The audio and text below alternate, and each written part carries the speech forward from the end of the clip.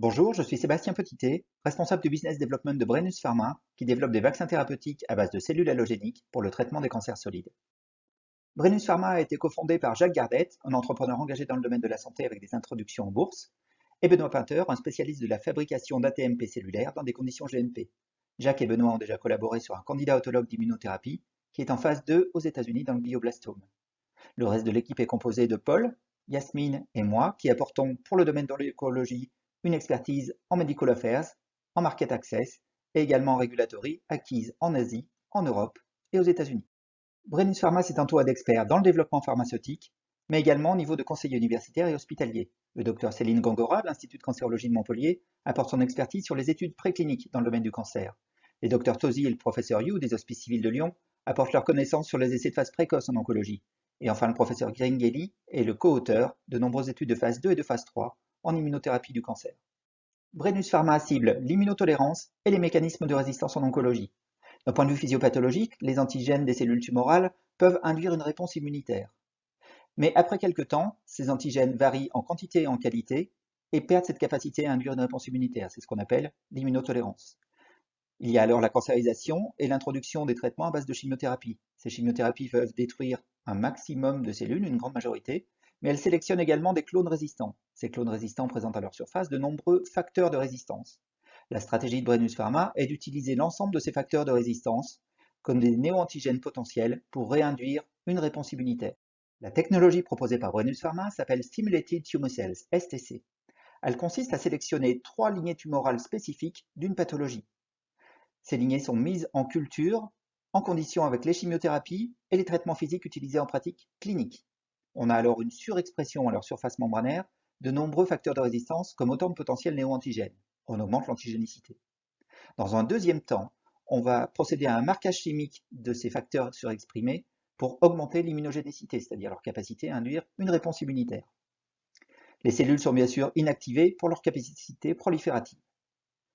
Après administration intradermique de STC, il y a une activation des cellules présentatrices de l'antigène, les cellules de Langerhans, qui vont activer et éduquer les lymphocytes T à reconnaître les cellules tumorales résistantes. Notre développement pharmaceutique est déjà bien avancé sur les aspects de toxicité puisque l'étude de toxicité réglementaire a déjà été réalisée avec une conclusion très positive. On a également identifié des points de contrôle qualité grâce à un pre-scientific advice obtenu auprès de l'agence belge.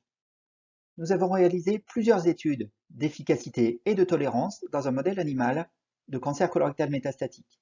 Chez des souris qui sont greffées même dans des conditions les plus drastiques avec un cancer très résistant, tous les résultats sont concordants. On obtient des réponses partielles de diminution de la croissance tumorale chez les animaux et même dans ce modèle particulièrement agressif, résultat jamais publié, une réponse complète, c'est-à-dire un animal guéri. Dans toutes nos études, ont été observées, mesurées, une augmentation significative de la durée de vie des animaux. Nous protégeons également notre savoir-faire et nous avons déposé des brevets que nous sommes en train d'étendre mondialement. Le champ de nos brevets est également remarquable puisque nous protégeons notre technologie STC et l'ensemble des produits dérivés. C'est-à-dire que si nous modifions les lignées cellulaires tumorales à partir desquelles on compose un produit, cette technologie est protégée de facto par le brevet actuel, mais également ses produits. Notre objectif est de rentrer dans une phase clinique début 2022. Pour ceci, on prévoit une série A en milieu d'année prochaine et nous sommes actuellement en pré-série A. En pré-série A avec une bonne valeur de notre société, puisqu'on a déjà des preuves d'efficacité, des preuves de safety, également de nombreux milestones cliniques, réglementaires ou de développement pharmaceutique qui sont acquis. Nous allons poursuivre en caractérisant plus notre réponse, en prévoyant la création d'un International Scientific Ad Board. Nous prévoyons une phase 1 en Europe, donc soumettre un IMPD, mais également une extension en phase 2 au niveau des États-Unis, grâce à un pré-IND au niveau de la FDA. Notre développement pharmaceutique est très avancé et nous disséminons de plus en plus nos data grâce à nos experts et des abstracts sont soumis dans ce sens. Notre premier levier de développement est bien sûr financier et nous souhaitons accueillir un investisseur pour terminer notre pré-série A à hauteur de 3 millions d'euros.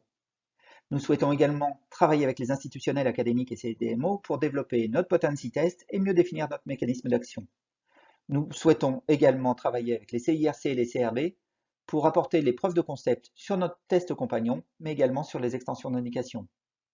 Enfin, nous remercions le Lyon Biopol et les jurys de sélection de nous donner la parole puisque nous avons bien sûr un besoin de networker et de communiquer.